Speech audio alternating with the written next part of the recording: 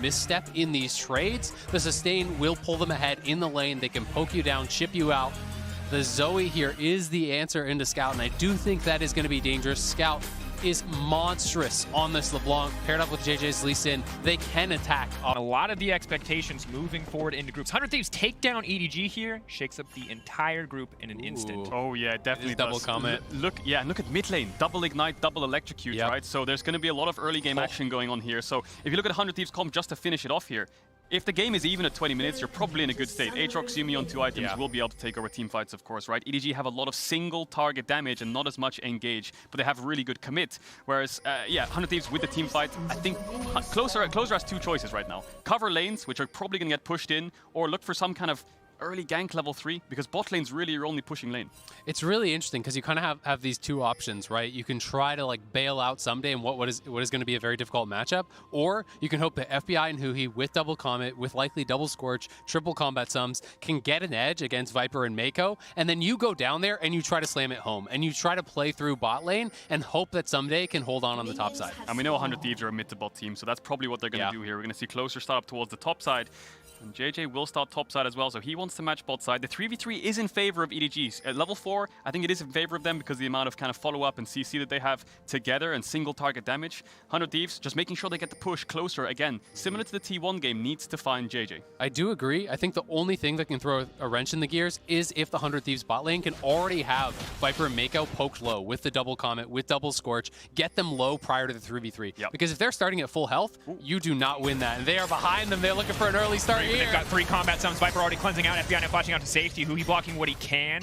Overall, pretty even early trade, all things considered, or would be if it was not for the immense amount of summoners already burned. So the thing is, normally when you see bot lanes, all year long, what they do is they run bot level 1, they place a ward in that middle brush where EDG has the ward, just to cover for level 1 cheeses, in a sense, when you're playing ranged into melee. Right there, 100 Thieves didn't actually opt in to do it. They were late to lane, they got punished, so 3 combat summon spells for 2. Yeah, and I actually think it's so bad now for 100 Thieves. I actually think you don't win the 2v2 at all anymore. You can't play forward with no flash on MF, so they've basically already lost their only winning lane that they drafted for. And the big difference here between what we saw in Game 1 and this exact same lane match, because FBI is forced to back away, is that EDG's bot lane did not have to leash. They were already in lane, they were already ready, they forced to fight early, and things already off to a much better start than it was for FPX with the exact same lane in Game 1. Yeah, I thought that was going to be a level 3 gank from Closer, because it's a very common pathing right now in pro play. It's Red, Raptors, Gromp. This is the fastest level 3 you can get in the game, and that's what Closer did, whereas JJ just full clearing down to bot. So Closer, after Wolves, will have a decide, or after Blue, after Wolves, he has to decide when to come towards bot lane, and can he contest? Look at top and mid being pushed in by EDG, and they also have bot prio, which is very surprising. Of course, for Closer, a player that we naturally have our eyes on simply because of how incredible he was in the playoffs for the side of 100 Thieves. This man was a massive force to be reckoned with, and on J4, regardless of the scaling, we know this champion can be a massive, massive force in the early game, can be a huge difference maker in terms of just raw gank setup. I mean, Jarvan is a very feast or famine style champion, and Closer is kind of that type of player as well. You know, he likes to play aggressive, he likes to take risks, and when he gets ahead, he really knows how to expand that lead and make it into something special. But it's going to be difficult with all these pushing lanes and a 1v1 that he's not going to win here against JJ. Your options become very limited. Yeah, look what Closer just did. He walked to bot side river, placed a ward on that kind of entrance there and to the left of blue buff, and now he's running towards the top side to clear his Krugs. JJ is going to get a double crab because, yeah, again, EDG, 3 pushing lanes, so powerful. JJ is actually going to be the one who has to find Closer, I think, with these pushing lanes, but EDG, like we talked about in draft, have a lot of mobility on the top side of the map. Lee Sin, LeBlanc, and Graves is so hard for Jarvan to kind of lock down. Absolutely is. Bot wave at least going to get a push for a little bit here as FBI is going to be forced to back away. No mana means that staying in this lane would certainly be very difficult. Lundra on the top side, laying down a bit of vision as well. So EDG really in total control here. JJ not going to be able to find a gank into the mid lane. Good for Abadagi that he does manage to set that vision up in time, but overall, pretty smooth early game for EDG so far. JJ, clever pathing. Abadagi doesn't know he's here. He ward jumped over the ward because he knew where the ward was. He went straight into the bush, so this could be a kill for EDG. Oh, Scout! Forward. Chains goes wide. Flash away from the kick. Abadagi just going to walk away from that one, but does have to use both of his summoners. Yeah, it does use both of his summoners there, but the flash is off of Scout as well. So pretty well handled there by Abadaga, and Scout just going wide on the chains. that would have been critical. Yeah, that would have been a kill for EDG as well, because if Scout can flash E, he should be in range because of the gap close. Even if Abadaga flashes away, the chain should connect, and JJ, despite not having W, should be able to flash Q. So small misplay there from Scout, and good to get out there for Abadaga. And it looks like JJ is going to base. Closer has also base, and he's on his second respawn Gromp, so both junglers on the opposite side of the map. Closer, obviously, one temp down. Someday, laying a good bit of poke down, punishing Flandre for trying to step forward and get some autos in on this tower, but in general, Graves able to sustain the push pretty easily so far. Yeah. Maybe things get a bit better around level 6 or 1 item, but for now, Flandre making use of those. Graves is generally powerful kit. There's always the chance of turning something around on the top side. You know, Aatrox, if you hit enough Qs, there's always something going on. But, you know, generally speaking, it's pretty easy for Graves to just permanently push you in, and you are pretty reliant on your jungler getting out there to try to bail you out.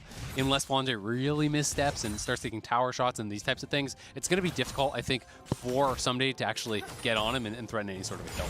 Yeah, and like we talked about from the draft, EDG kind of needs to look for something in the early stage of the game. First 15 to 20 minutes, they need to find some kind of play for now. Not much has happened just yet. 100 Thieves' summoners have come back up, so have EDG, so they've weathered the storm in bots, and both top laners have TP back to lane, so EDG getting Abadaga's flash is big. Maybe if they can get Mako out of lane, they can start to punish that. And I think, you know, both teams now are going to try to focus where their strengths are. You know, for the first time in the game, really, 100 Thieves can play a bit more aggressive on that bottom side because FBI has his flash. So EDG can't just find a free all-in. They can try to push a bit more aggressively, try to poke out their opponents, see if they can set something else up. We can see Closers hanging around on that bot side, and they have vision of Flandre, who popped that vision plant up on the top side, so they know where he is. Yeah, and we talked about both these teams being bot-centric teams. You can see that both junglers just constantly hovering down towards bot side. Flandre is actually doing a lot for the team right now. You know, the deep wards on top side, it's process of elimination. If Closer is not showing top side, he's obviously down towards the bot side. So EDG have more information to work with, but they don't know for certain where Closer is until he steps over that ward on the red buff. Someday using that brief window of opportunity to move down to contest some of that vision, to try to make sure that they can hide as much of that information as possible. But of course, tracking the Jarvan in the early game, when we expect him to be the most impactful. Again, Feast or Famine champion is a big deal. Level 6, of course, going to make a lot of those options easier, but it has been a difficult early game. While it's been a calm laning phase, EDG building a slow but steady gold lead, and really the impact of Closer not felt yet. Look at Viper as well. Abadaga has no flash. He knows that pink ward is too dangerous to take because bot's missing, and he's going to back off. But getting Mako mid is what they need to do. Abadaga has no flash. That's the only point that they can pressure. And Abadaga knows something's up. He's going to jump over the wall and say, hello. That's smart. I mean, they've seen that Nautilus is missing for so long. They don't have eyes on JJ. He's got to know that he is under threat. And 100 Thieves, to their credit, have played smart around missing summoners. The bot lane, they could not push in the 2v2. They accepted that they messed up. They accepted that Viper and Mako got that advantage, got the flash off. And now Abadaga is going to clear it out because they see the two members, bot and the cat roams up to help him out. That's the only thing that 100 Thieves are struggling with right now. Look at their pinks on the top side of the map. They're both defensive pinks. Look at the bot side of the map. Defensive pinks, whereas EDG were controlling the river. So 100 Thieves, with these bouncing bot waves, which are slow pushing into EDG, can start to contest a little bit of vision. Maybe they have a dragon window here with JJ being on the top side and them having cleared out bot side vision. But for now, the game is in a lull state. I mean, 8 minutes is the aim of the game for both teams when it comes to Herald. So maybe we'll see Mako move towards the top side soon. And EDG in general, again, of the teams out of the LPL, much slower, much akin to maybe what you expect from an LCK team. We'll hold that thought. It's big damage. Mako flashing out, just barely able to survive on that one. Hook to the wall, instant flash to safety, but now FBI and Huki pressuring forward, looking to take down a few tower plates. Yeah, very nice aggressive play. They're going to get a lot of gold here. When you have the push here with a spell thief support, you get the farm gold off the tower, cash in on a turret plate there. They are up in that bottom lane, so nicely done after what was a rough start, but it is just a very slight lead, and it's more than made up for by the top side of the map here for EDG. Yeah, but look at Mako. Again, yes, 100 Thieves are winning on the bot side, and that was a great force, but the thing is, Mako can base first because they're pushing out the next bot wave, so he's going to run top side and meet up with his jungler, and maybe they want to force this Herald because 100 Thieves, yes, they're winning lane, and they got a plate in their head in CS, but their bot lane is a little bit behind in time, and now JJ's cleared his bot camps out, Flandre has the top push. This could be a Herald start for EDG. Yeah, it'll be interesting to see if 100 Thieves actually try to match, or if they're just going to go back towards bot side. I wouldn't have been shocked if they just actually stayed bot and continued to try to push for plates. You know, that's a pretty common trade that we see in NA a lot. Teams are less likely to actually contest this trade if they're later on the reset. In this case, they did elect to reset, but it is going to be a free Herald here for EDG, and they just wanted to get the buy instead. Yeah, and then the biggest question is, what can 100 Thieves get on the opposite side of the map? Look Nothing. closer. He's running through the lane with 100 Thieves' bot lane. And again, Mako is moving towards bot side, but JJ's top side. There's no TPs in the game, so you could look for a force on bot side. Mako has no flash. With a Jarvan on your team, that's the only target you can knock down, so that's ideal for 100 Thieves. Maybe they can find a lane gank here. Yeah, I mean, if they can get a kill, then they could look towards Dragon. I think that there's definitely an option there. But Sunday's going to be up in trouble on this top side. You know, he does not have his jungler on this side of the map. Scout is missing. They're going to move up here. This is going to be first tower for EDG, pretty much guaranteed. Nothing for somebody to do except just back off and accept it. Bot dive, maybe. Closer is hovering around. I don't think they've spotted him out just yet, so he's looking for it. Level 7 now coming in for Viper. Alongside the cleanse and the flash up and available. It will be difficult to lock him down. Mako very vulnerable, especially if he's not able to proc the aftershock. That said, top lane tower going to fall. 700 gold lead. Now 1,800 in favor. 2K actually in favor of EDG. Flag and drag forward. That's with the Yuumi ult now coming in. They're really trying to burn this target down, but in the meantime, it looks like Viper's going to try to finish the kill. One more auto's going to do it, and now it's Huhi all on his lonesome. Viper not going to overcommit, but just a 1-for-1 on the bottom side. That felt like they just were feeling a little bit of pressure. A little bit of pressure to get something done. They know that they're losing the tower on the top side. They know that they haven't gotten any ganks down. And it's not really a good trade. It's a kill on the Yuumi, you know, on the enemy support for giving Viper here a kill on your jungler. They are trying to push him off. They are trying to continue farm plates. And FBI getting a lot of damage down there means they may be able to get this final play, but I don't know if they're going to be able to finish it off or not. Yeah, I think it was going to be a stare down there. EDG had two options: drop the bot tower and kind of give the plays over to 100 Thieves, or just flip the 3v2 and start to let them dive them. You know, come on guys, let's just dive us, see what happens. Maybe trade 1-for-1, 2-for-2 at best, but in this case they trade 1-for-1. But 100 Thieves get what they came for. They got a lot of tower plays, and I think during this replay they will be able to take it. But like you said, Azale, I think this is just a little bit of desperation from Closer. He knows he needs to do something. He's already done his job. They're out of lane. They're pushed out. That's a free tower. Maybe just hit the tower and take it and trade. But he kind of goes for a bit deep. Exactly. I think that if you wanted to make this play, you had to dive them under tower where the MF ult can back you up on that ultimate. You know, J4 ultimate comes through, MF ult across, the Nautilus dies fast enough that maybe you can get out. But they just, I think, are feeling a little bit of pressure there. Closer has not been able to get anything done. He knows that he's behind in farm. He knows that there's plays happening on that top side. Chains have now landed. Abadaga going to move out. Well played, but still a ton of damage coming in from Scout and Flandre. Closer now going to try to follow up, trying to get a little bit of damage back. But JJ in the area means he cannot fully commit. And that's the power of having your top laner unlocked. You take top tower, he can move towards mid, and when he moves mid, look at the damage Flandre has on this top lane Graves. Abadaga played it well to portal jump the chain to make it disconnect and break, but by the time he came back, he was one-popped. Yeah, just got knocked down so incredibly fast, and it is a difficult situation for Sunday. He's playing it smart, meeting Flandre in the river to try to prevent him from getting to that wave, but he's got to get this wave reset. Closer is up there to try to give him a little bit of safety, but I mean, when you lose that tier 1 and you don't have a lot of wards, it's very scary pushing out these waves. Oh, JJ for FBI, but he wasn't quick enough, and that means he's just instantly taken down. Oh, that was clean. FBI had flash, but JJ, lots of gap close, Q's the creep, ward jump, and then kick flashes. FBI wasn't ready for that one.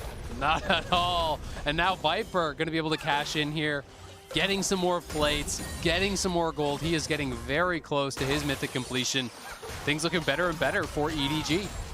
And this is not the same explosive game that we saw from T1 versus DFN. This is a slow, steady building of a lead from the side of EG. 3-1 now in kills, able to get the top tower. Sadly for 100 Thieves, the one side of the map where they have been able to make plays, the bottom side of the map still just barely not able to finish that tower. And EDG, 2.5k gold lead, getting bigger and bigger. Yeah, the gold deficit that Viper had to FBI from the tower plates itself has just kind of recovered itself now with that kill. He has the Kraken Slayer, FBI has the Yomus. I think 100 Thieves' next objective is very clear. Just get this bot tower and get bot lane out of lane fast so they can start playing the map a bit more, because they're one step behind EDG right now. Flandre is constantly unlocked, but FBI and Huhi are not. Yeah, it'll be interesting to see if they can find any sort of plays to punish some of these missing flashes here from EDG. Try to get a bit aggressive here, utilize that Jarvan ult, get something done, but Mako comes down and they don't really have the confidence until Closer moves up behind them, and he is going to be spotted by this ward. Yeah, I'm a bit worried for their 3v3 as well. If JJ collapses and Flandre has TP, it might be a bit dangerous, so Closer's going to back off for now. Both top laners have TP to join if it's going to be a 4v4, but Scout should be first to move. JJ just making sure that Abadaga has no vision to work with to keep him under tower the whole game long. Trouble Bubble connects, but Abadaga really not in a position to follow up. Tower plating about to fall away anyway, so it looks like EDG just opted to back off, knowing that tower is not quite the safe haven they would need it to be. So 100 Thieves able to get back at least a little bit of gold. That said, EDG moving into enemy territory, laying down a little bit more vision, trying to deny some of the clean pathing from Closer between lanes. And I'm interested to see if either of these teams are going to start up this first Dragon here pretty soon. Looking for the chains, won't connect. Back, Randwood's in the area. Someday waiting over the wall. Sleepy trouble bubble. Abbedagge is going to need to get out of there quickly, but he just does not have the flash. And now it's going to be Someday who's in trouble, knocked up. But now on the backside, it's the bullet time, but it's not connecting on anybody. Closer in the meantime, they're trying to lock down Mako. They're trying to click down the squishiest member. Closer, he's out of cooldowns. He tries to heal back up with the Gore Drinker, not nearly enough. Someday now has to run for the hills. EDG confidently taking this skirmish. Yeah, FBI's ultimate was a little bit disconnected from the rest of the team because Closer and Who he commit on one side, and FBI's ultimate was just kind of to zone away the rest of EDG. I mean, EDG have so much single target damage, so when Abbedagge is alone and Closer goes too deep and he's alone, they have so much burst. Yeah, they're so reliant on that MF ult at this point in the game to actually have enough damage to knock these members down. Not going to be able to do it. EDG kites them back, collapses in, knocks down multiple members. They're going to be able to grab the Dragon off the back of this too. Yeah, and Abbedagge, I think he thought he was safe because Someday was right next to him when he was trying to push in his mid wave. He just took a pink, he thought he was safe, crashed the wave and then moved topside, but no, has no flash. JJ makes sure the play happens. And yes, 100 Thieves bot lane's on the way, but it feels like FBI is just a little bit disconnected from the rest of 100 Thieves. Yeah, I mean, the ultimate coming down here got almost nothing done. Scout just distorts out of it. Viper is already pretty much out of range of it. And you don't have your mid laner, so you are so heavily relying on this MF. Because Someday has been put down, your mid laner is dead, the MF had to get it done, and the ultimate just wasn't it. Yeah, and I think 100 Thieves' comp relies a lot on setup. You know, if you have vision control and the enemy team is walking into you, Zoe can play however she wants, Yuumi can sit on the Aatrox and try to engage on the backline if they walk up too far because Kai'Sa's short range. But if you're just kind of fighting in mid, the amount of mobility EDG's comp has, they can just dip, dodge, dive around you. And the thing is, if Closer burns his combo and somebody isn't dead, FBI needs to be there to follow up. Abbedagge needs to be there to follow up. After that, that's all he's got in the tank. Someday needs time. He needs to not only land the perfect Qs, but he needs to land a few of them if he really wants to shred through these squishier members, because it's just unlikely that he's going to have access to highly mobile members like Scout, like Viper, without some kind of crazy flank or a perfect setup. Yeah, absolutely. I mean, he's put in a losing matchup. He is going to be down on gold as a result. He's not strong enough to really get it done on his own. So they do need that setup, as you're talking about. You know, allow Zoe to poke members out before you go for the hard engage. Be able to get that good MF ultimate where you have someone locked into that J4 ult. You have to feel for Abbedagge. He's 0-2-0 right now on the Zoe, but he's really not had that much to work with. JJ's been hovering around mid constantly. Flandre came to his lane, and Mako's been constantly roaming up there. And 100 Thieves' draft doesn't really allow them to match too much. So they're going to lose this mid tower from the second Herald. Arrow charging now coming in. Someday waiting over the wall, but not really a lot to commit for there. They're just going to grab what little gold they can for killing the Herald, clear the wave as well. 100 Thieves, hard to know what the next best option is for them. To catch someone out here. Mako potentially overextended could be a small advantage. No flash. Now he's going to commit. Is he going to go for the Hex Flash over the wall? Hex already started the channel. Oh, you love to see it. Do you? Do you? As someone who always gets hit before I start that channel, yeah, I like to see it work. Yeah, that was slick from Mako. It's going to be able to scoot out of there, no problem. Yeah, Closer loses the ultimate as well, so now 100 Thieves lost a lot of engage tools, so they're going to back off, and EDG's next objective is going to be that bot tier 1 or play towards topside to help Scout get this top tier 2. Yeah, and when Scout gets out into the side lanes, into the jungle, denying vision, he is terrifying on this LeBlanc. He is such a good playmaker, so adept at finding picks, at taxing resources, denying enemy vision. And you can see he's playing with that sweeper, wants to be able to create these pockets of darkness that 100 Thieves are just terrified to go into. Doggy waiting over the wall. Maybe hoping to catch a Viper here. Big initial damage can come in. Sleepy Trouble Bubble will not connect. Mako can now walk up the tank and just barely skirting the edge there, but now the knock comes in from Closer. Big bullet time gonna connect on the Mako. Mako gonna take it down with Scout over the wall and right back out. TP into the back line. Flandre now stepping forward. Smokescreen. Waiting on that one. Flandre now backing off. Takes a lot of damage just to TP forward. Scout using the clone to body block to make sure no one else gets caught out by the poke. And EDG potentially overcommitting there in the jungle. Yeah, it's a 1-for-1, but you can see the difference of 100 Thieves' comp when it's just a straight-up defense over vision. They have vision first. They see EDG first. They're the ones to pull the trigger first. And FBI had a much better position there with the bullet time. So yeah, much better setup there from 100 Thieves. It gets them a kill, but in the end, it is a 1-for-1. Just the 1-for-1. There was no J4 ultimate. Could have looked a little bit better potentially if he had that. Yep.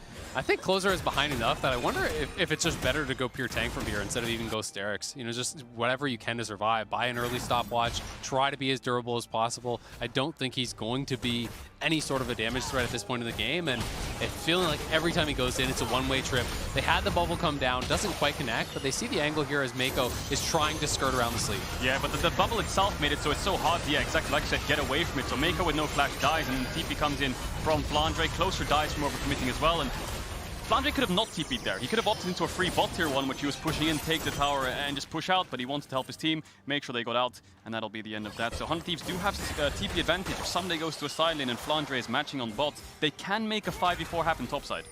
And you can see Scout, 6 stacks on the Magi is getting stronger and stronger, and I think one of the big struggles here is that the LeBlanc and the Zoe want very similar things. You break down that mid-tier 1, you free up some of this vision, you get to play in Fog of War, and you're living free. You're living easy. Abbedagge does not get to live free. He does not get to live easy. He has to fight for that setup every time, where it's very easy for Scout to roam in the Fog of War, to jump in and poke a few members out or try to 100 to 0 someone very quickly. So Thieves forced to group up here, forced to play a little bit more together as Scout and the rest of EDG now staying together around this dragon. 23 seconds till the objective spawn. And it feels like they're posturing to try to contest this dragon, but I mean, with this deficit, if you fight the dragon and lose as 100 Thieves, that's the game. So they really have to be sure that they are going to have good positioning. Otherwise, I don't think you should approach this at all. I think you should just be trading for bot push, top push, you know, try to shove in the waves, try to threaten some towers, because if you walk in without vision, you're not going to win this fight against EDG. Yeah, we know 100 Thieves love to contest Drakes, and so do EDG, so I think they're just going to stick around. Somebody's going on to Mako. They're stepping in. Some initial damage now coming out. You got the Yumi strapped up there as well. Oh, something now has to retreat. Abbedagge stepping forward, but EDG just weathering the storm and walking away. Very difficult now for 100 Thieves because Scout's level 13 and FBI is level 10. A few more spells connect there, and absolutely the MF would be dead. Viper just going to take this one alongside JJ uncontested. I mean, one of the things that you'll notice a lot when you watch EDG in the LPL, and they did it here too, is they like to play teamfights with this kind of, you know, concave. They go into this kind of half semicircle basically, where they're kiting back, they're all pulling back in different directions so that you can't get an engage on multiple members at the same time. You know, they all pull back, and as you choose one side to attack, the other members then close back in and start hitting you from the other side. And that was kind of a perfect example of that. You know, Viper, Scout pulling back as you're engaging in on one side, the others start to collapse and attack. Yeah, like I said, we saw it right there, and 100 Thieves had one opportunity to kind of find their way into Dragon Pit. They had no vision, they thought they found a pick onto Mako. They commit 3 ultimates to do so, but the second he hooks away, that's it. This lights out, you can't contest that. Just go to the opposite side of the map and drop the Drake. It's only the second dragon though, and it's going to be a Cloud Soul, so not the end of the world for 100 Thieves, but they will need to contest the Soul point, but that's around 9 to 10 minutes away. Scout now stepping in. Dipping, ducking, diving. Abbedagge laying down a little bit of damage. Ignite's being traded back and forth, leaping in. Stolen Ignite as well, but Scout make it out from that one. Ignite ticking and burning, but the melee minion will not be able to finish the job. Scout taking the 1v1. That was a lot closer than I thought it would be, but Scout, I think there he flashed W'd on top of Abe, so he couldn't flash away. If Abbedagge got the portal jump back and flashed Scout's distortion forward, then he probably would have lived and won the 1v1, but Scout just flashed W's instantly the second he lands and stops the buffer from happening. Though, now committing in the mid lane. Viper. He's just going to walk away from that one. 100 Thieves feels like a little bit grasping at straws here, just trying to find anything on the map whatsoever, as they are almost 6,000 gold down. We take a look back at this 1v1 from Scout's perspective. Yeah, you can see Abbedagge has a heal. Scout dodges away from the bubble, the Ignites come out, but then it means Abbedagge can pick up the Ignite. Here we see it now. Flash forwards and W the second he portal jumps forwards to stop him from being able to flash away. There's a little bit of mind games going on there in the 1v1, but it was very well played by both of them. Yeah, it was actually incredibly close. You know, I thought when we panned over to that Scout was just going to dominate it. Abbedagge making it very, very tight there. We'll see if they can get anything from this. With Magi's on Scout, it gets even more important to try to shut down this LeBlanc, who is really kind of getting away with this game. Stepping in, JJ just going to back away. FBI, of course, now level 11 finally means the second rank in the ultimate, that much more effective in any potential fights to come. But with Flandre at level 14, Scout at level 14, it is going to be difficult for the MF. Now what we're going to see is the Baron setup. Hang on, JJ. He's looking at Abbedagge. Bubble connects, but he should be fine with the Blast Code. Good damage onto the Lee Sin, now chunked out.